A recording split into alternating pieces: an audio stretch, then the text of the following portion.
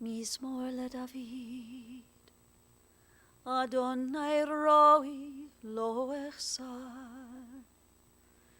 בינות שירביצני, על מי מנוחות ינחלני. נפשי שובב,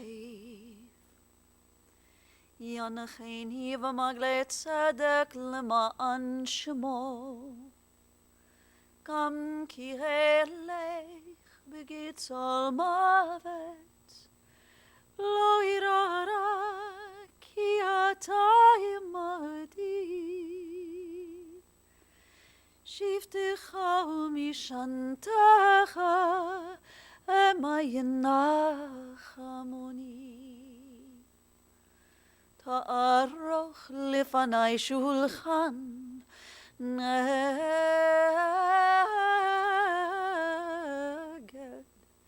צורריי. דשנת בשמן ראשי, כוסי רוויה, אך טוב וחסד ירדיפוני כל ימי חיי. בשבתי בבית אדוני לאורך ימים.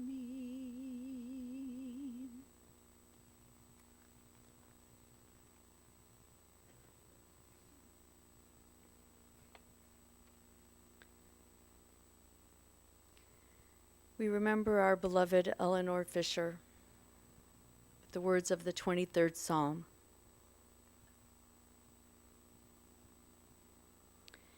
The Lord is my shepherd, I shall not want. God makes me lie down in green pastures, leads me beside still waters, and restores my soul. You lead me in right paths for the sake of your name. Even when I walk in the valley of the shadow of death, I shall fear no evil, for you are with me. With rod and staff you comfort me.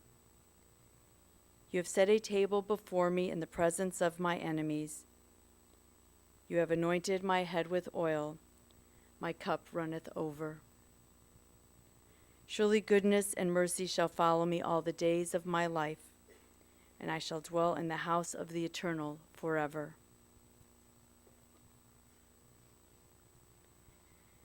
Esayinai el heharim, me'ayin yavo Ezri, Ezri me'im Adonai oseh shamayim va'aretz. I lift up my eyes to the mountains. What is the source of my help? My help comes from the Eternal, maker of heaven and earth. God will not let your foot give way. Your protector will not slumber. Behold, the protector of Israel neither slumbers nor sleeps. God is your guardian. God is your protection at your right hand.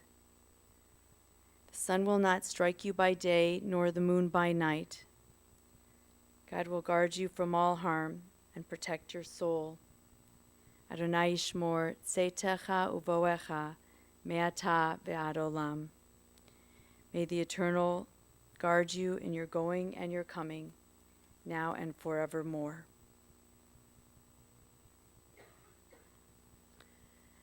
For Elinore, who lived her life as a woman of valor, we recite these words from the Proverbs. A woman of valor who can find, her worth is far above rubies. The heart of her husband trusts in her, and nothing shall he lack. She renders him good and not evil all the days of her life. She opens her hand to the needy and extends her hand to the poor. She is robed in strength and dignity and cheerfully faces whatever may come. She opens her mouth with wisdom. She tends to the affairs of her household and eats not the bread of idleness. Her children come forward and bless her. Her husband too, and he praises her. Many women have done superbly, but you surpass them all. Charm is deceptive and beauty short-lived, but a God-revering woman is much to be praised. Place before her the fruit of her hands. Wherever people gather, her deeds speak her praise.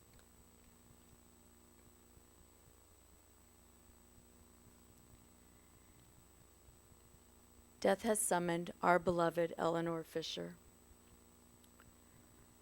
Our souls cry out unto you, O God. What are we? Are we the creatures of dust whose destiny is but to return to the dust from which we came? The ancient sage has taught us the spirit of the human being is the lamp of the eternal.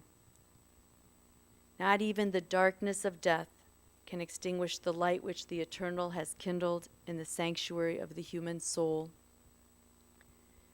Therefore, O God, we thank you in this solemn hour for that which was deathless in the life of our cherished Elinore, and which is now revealed to us in all of its beauty. For her love that united us in life and which death cannot sever. For her companionship which we shared along life's path and which still continues through the tenderness of memory. For the gifts of her heart and her mind, which brought us joy and happiness and now have become a precious heritage of the Spirit. For all these and more, we give you our praise. Grant unto us, O God, the strength of all the generations of our people who in the face of bereavement proclaimed, Adonai Natan, Adonai Lakach, Yehi Shem Adonai Mevorach. God has given, God has taken away. Still, blessed be the name of God.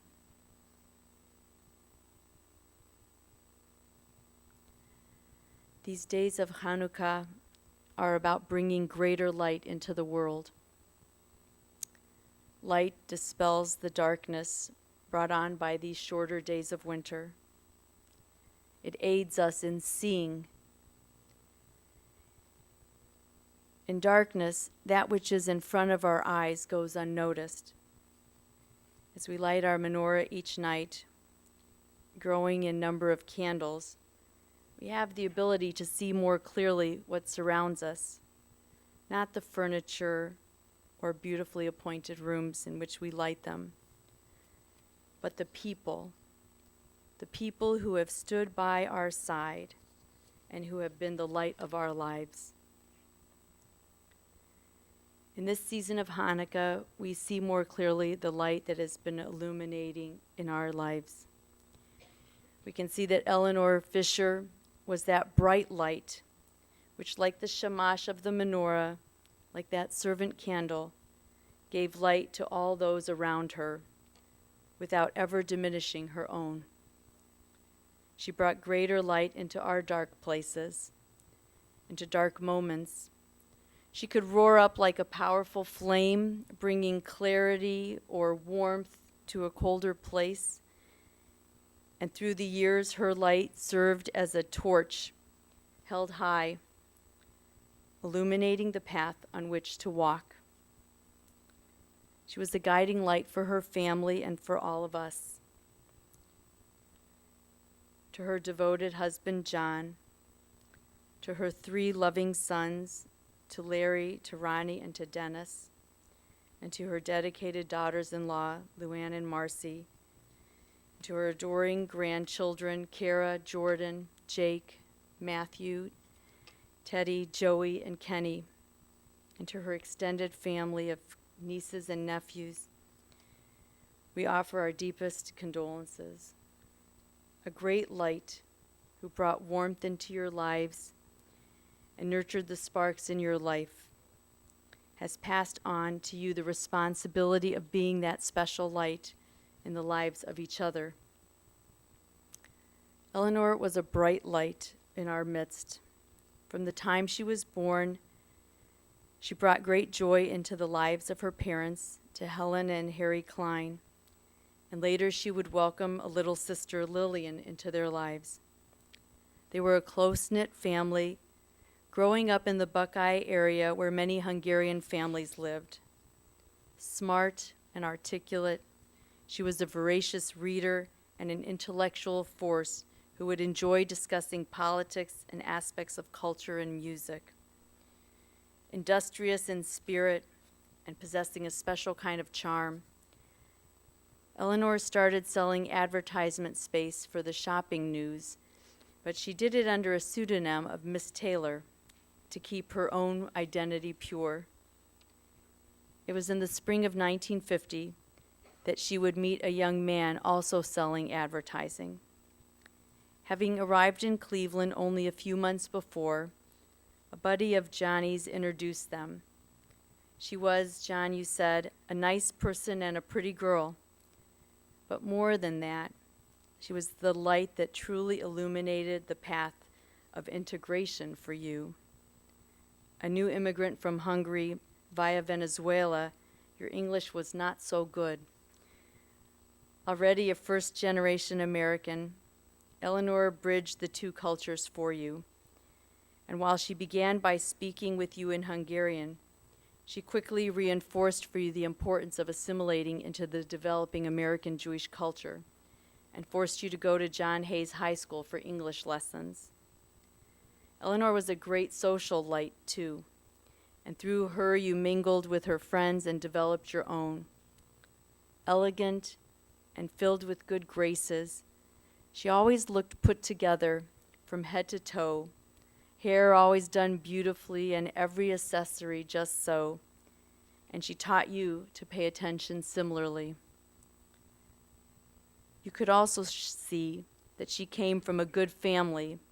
More importantly, her mother was a good cook, and you assumed if Helen made such good Wiener Schnitzel, Elinore would too. But that was just what we could see on the outside. Her light was shining from within and was a powerful force for pushing you forward to be a better man. By November, you were asking her father for her hand and were married on November 22nd, 1950, which marked the worst snowstorm in Cleveland's history, to the point that the National Guard had to be called out. But Johnny, as you and Elinore weathered that and adapted your honeymoon plans, so too for the next 67 years did the two of you walk the same path and adapt to each other's style. You both could be a little temperamental and stubborn, but you'd eventually laugh through it all. For example, when she continually forgot to buy sugar for your coffee, you thought you'd teach her a lesson, and you decided to take a 5-pound bag of sugar and put it in every container. But that did not budge her. The sugar would continue to be purchased only when she was baking, and you could have what was left. Still, there was a lot of sweetness there to enjoy over those many years. You also enjoyed sparring with Elinore's mind a bit. After marrying, she began working as a bookkeeper at Myers Meat, and she would be a voice in your head always as you moved into the real estate profession, helping you to advance your career. In the meantime, she was making the home in the real estate that mattered, a home in the real estate that mattered most. She was making a home for you on Halcyon, then on Duffield, and then on South Woodland, and later in the homes in Florida. Elinore's attention to detail, her ability to catch the mistakes the builder might be making, her flair for design, her eye for color, took the structures you built or were redesigning to new levels. You trusted her decorating style, but even more so, you trusted the lifestyle she envisioned for you and for the boys. Elinore became a mother in 1956 when Larry was born, and 11 months later, Ronnie came along, and then in 1960, the family was completed with Dennis. Imagine having to raise you 3 boys. She started by attempting to instill in you the values that guided the Cub Scouts as your den mother. Then she thought you should each be cultured and gave you each an instrument to play, took you to art lessons at the Cleveland Museum of Art, and even made you take dance lessons. She drove you to all these events and to religious school. She was a veritable Uber before we knew what to call such amazing service. She was also excellent service in the emergency room, which each of you seemed to end up in often with broken bones or needing the next surgery. To say that she had patience through your antics would be a stretch, however. Your mom no doubt understood the mischief that 3 young men could get into, and she ruled with a strong arm. The Fisher boys knew they had to be in before dark, and that sending you to your room to wait for your father was not waiting for a picnic. On the other side, when you'd show up late at night, you could count on joining her in watching some detective show while she drank her tab and smoked her cigarette. And you'd enjoy a bag of chips together, or whatever you'd have left of her delicious baked goods in the freezer. You boys had a well-developed ability to eat from the bottom of the pastry containers that she would fill, and she would set aside for her Maj games. Ronnie, you described it as if you were playing Jenga and balancing the pile from above so that she'd discover only too late that there was hardly anything left to serve. Elinore was an amazing cook. She was an amazing chef and baker, and she held those high standards for the restaurants where she took you boys to dine as well. While she insisted on your excellent manners, she did not suffer well being the last to be served or having the meal served not to her liking. Outspoken and sometimes uncensored in her thoughts, she was not shy about sharing her opinions. That's also what made her a cool mother with your friends. They enjoyed hanging out with her. They knew they could trust her judgment and her wisdom. With your home being so close to the schools, not only could you come home for a delicious lunch, but when it came to class picnics, they expanded onto your backyard, and she supplied most of the treats. That kind of expanding into the lives of children was the true joy of Elinore's life. From welcoming Luann and Marcy, and even staying close with Sheila, Elinore was the glue that kept you all attached to one another. She held the holiday gatherings and filled them with good food. Some recipes she shared with you too, so that you'd keep her boys happy. And she shared advice, sometimes good, sometimes unsolicited, sometimes rather blunt, but always with great respect for each of you. Feisty and a formidable presence, she instructed you to talk things out with her if you had a problem and to leave the boys out of it. Open and upfront, she was a good teacher. She instructed in the kitchen by evaluating what you served, but more than that, she taught you how to be strong-minded wives and parents and to be good friends to each other. As a grandmother, Elinore had a lot more energy with the first, with Kara, but she tried to be equally generous and attentive with all of you. With Teddy, Joey, and Kenny, she might keep you out of school for a little bit for a special breakfast, and certainly, if breakfast wasn't up to par, her sponge cake would be. With Jordan, Jake, and Matthew, she was not just your buddy, but she taught you to eat ribs with plastic gloves. She was kind of a neat freak. More importantly, I can remember with great pride how she would come to your bat and bar mitzvah ceremonies at our temple, looking lovely, loving the traditions, and adoring each of you. Her soul was filled with such great pride in each of you. She loved Purim at our temple, and especially our Purim bashes that Luann and Ronnie put together for so many years. She felt like an invited guest at each of these. She was generous with all of you. She would reach into her special banking system that involved hiding money in a sock so that she could buy you whatever pair of shoes you might want. She enjoyed shopping with you and for you, sometimes acting as if Johnny didn't know of her ways. But together, they were both generous and menschy, keeping the whole family close and making sure that even extended family knew that they were always welcome. For Elinore, her favorite saying, when all of you were together, was to recite the words from the 23rd Psalm, "My cup runneth over." Indeed, Elinore's cup was full to the brim of the love of her family and the admiration of her friends, her Maj girls, including her daughters-in-law, whom she taught to play before they realized it was going to be their game too, her book clubs, where she discussed intellectual topics and sharpened her mind, her Ort involvement, where she was a leader and led others in her family to follow, her travels, where she would meet people and stay in touch. They could count about 30 cruises that she and Johnny took together. It helped to have a son in the travel business at the time. And their wonderful travels all over Europe and to Israel filled their lives with adventure. Elinore's sense of family meant once you were family, near or far, you were always family. All this filled her days and delighted her heart. Her cup truly ran over.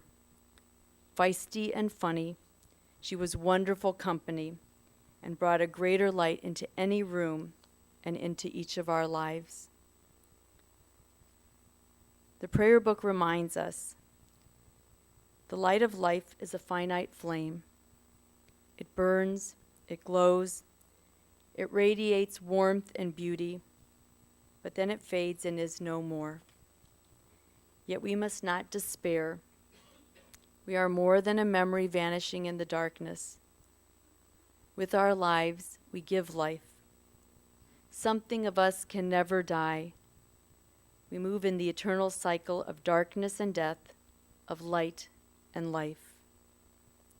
As we honor the memory of our beloved Elinore Fisher, we see that her light will continue to burn brightly in this beautiful family that she created, shedding a special glow on each of her loved ones because of the way she has touched each of your lives so deeply these 91 years. And in this season of Hanukkah, when we bring greater light into the world, we can take comfort in knowing that Elinore has kindled in her generations a love of life and of the traditions and of a way to live life to the fullest. May each of you be the reflection of her light and of her spirit as you now take her light into your soul as a memory of her beautiful life. We join with the sages to declare Zichrona Livracha. May her memory always be your enduring blessing. Amen. I'd like to invite Elinore's oldest granddaughter, Kara Fisher, to share some memories.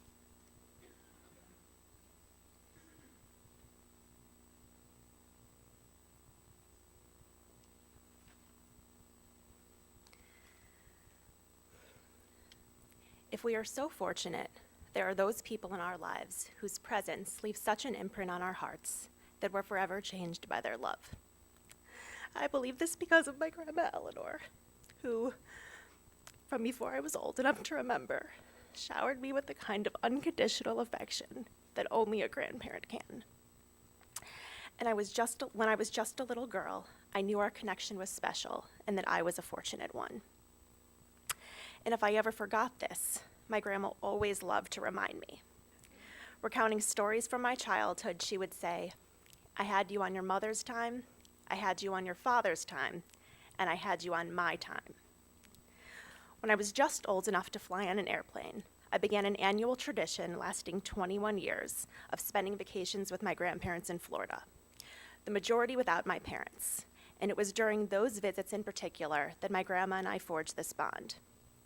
During games of Monopoly and Gin Rummy, over her specialty grilled hot dogs and black and white cookies from Publix, episodes of Empty Nest and The Golden Girls, and of course, Wheel of Fortune and Jeopardy, her longtime and favorite nightly ritual. We grew accustomed to the special time together, never taking it for granted. And every year, without question, my grandma would greet me at the airport, dressed in her brightest sunglasses and matching muumuu, ready to enlighten me with her wisdom, share stories of her past, and introduce me to more of her favorite things. My grandma was a bold woman, and not just in her always put-together sense of style. She was fierce in her opinions and values, incredibly sharp-witted, and soaked up opportunities to take in new culture and art. We shared a passion for politics and an interest in political news, and I always looked forward to our conversations about the current state of world affairs. She loved to read and later listen to books on tape, and especially loved to recommend her favorite mystery novels. Although a few of my cousins and I chose to attend colleges far from home, a notion my grandma had to grow accustomed to, she was always unwaveringly proud of her grandchildren and took great interest in our academic, extracurricular, and professional achievements. As the 7 of us continued to spread our wings to different cities, she would revel in excitement and longing over our adventures, and would often say to me that if she were able, she would love to come for a weekend visit without Grandpa Johnny. I imagined us hopping around New York City together, making stops on Broadway and at Bloomingdale's, and enjoying delicious meals. A few weeks ago, when my grandpa and I were sitting quietly in her room at Menorah Park, my grandma looked up at me for a moment, and she said, "You're mine." I will always choose to believe that in that sliver of a moment, she did recognize me, and I will always be hers. In 91 years, my grandma Elinore lived a long, fulfilling, and beautiful life. I feel eternal gratitude for the moments we shared together and for everything she taught me. And for the rest of my life, as I carry her memory with me, I will try to be a little bolder, dress in a little more color. And when watching Wheel of Fortune and Jeopardy, and I'm sure this is true for the rest of my family, I will never forget that she will always remain the Fisher family champion. May her memory be for a blessing.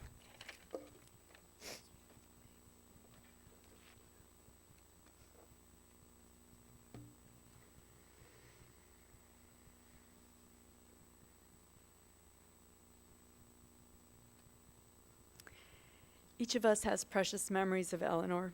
We take a moment now as we silently compose the eulogy of our own hearts.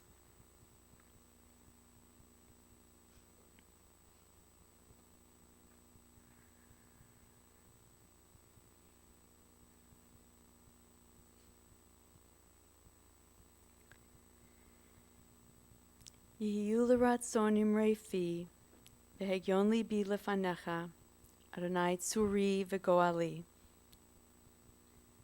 May not only the words that we speak, but even our most precious meditations and private memories be acceptable to you, our God, our rock, and our Redeemer.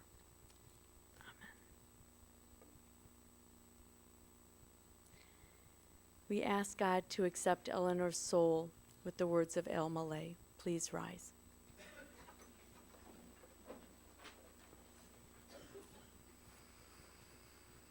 אל מלא רחמים, שוכן במרומים, המסה מנוחה נכונה תחת כנפך השכינה, במעלות קדושים וטהורים, כזוהר הרקיע מזהירים. את נשמת יקירנו שהלכה לעולמה, בגן עדן תחיה מנוחתה. אהנה ברחמים אסתירך, בסתר כנפיך לעולמים, ותצרור בתררך ימת נשמתה. אדוני הוא נחלתה, ותנוח בשלום, על משכבה ונאמר אמן.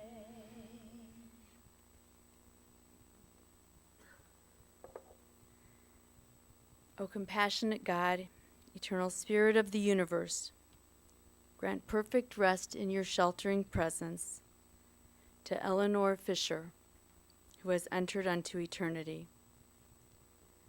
O God of mercy, let her soul be bound up in the bond of everlasting life. God is her inheritance. May she rest in peace and let us answer, Amen. You may be seated.